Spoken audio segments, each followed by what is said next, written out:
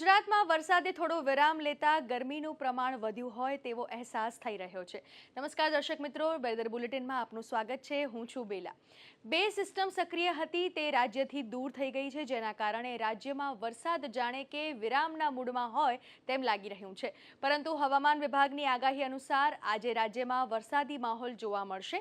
આગામી દિવસોમાં રાજ્યમાં સાર્વત્રિક વરસાદની આગાહી કરવામાં આવી છે, તેમજ ગુજરાતના દરેક જિલ્લામાં હળવાથી મધ્યમ વરસાદની આગાહી કરવામાં આવી છે, જેમાં આગામી 24 કલાકમાં વલસાડ, નવસારી, દમણ, બનાસકાંઠા, પાટણ, મહેસાણા, સાબરકાંઠા, ગાંધીનગર, અરવલ્લી, ખેડા, અમદાવાદ અને સાણંદ સહિતના વિસ્તારોમાં ક્યાંક ભારે તો ક્યાંક મધ્યમ વરસાદની આગાહી કરવામાં આવી છે। જ્યારે બીજી તરફ રાજ્યમાં સરેરાશ 68.19% વરસાદ નોંધાયો છે, જેમાં ઉત્તર ગુજરાતમાં 50.98%, મધ્ય ગુજરાતમાં 48.57%, સૌરાષ્ટ્રમાં 78.90% તો દક્ષિણ ગુજરાતમાં 82.24% વરસાદ પડ્યો છે।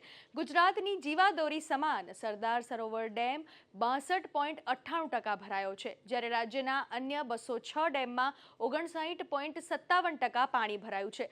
47 ડેમ 100% ભરાઈ જતા સ્થાનિક લોકો તેમજ ગ્રામવાસીઓ અને ખેડૂતોને રાહત થઈ છે।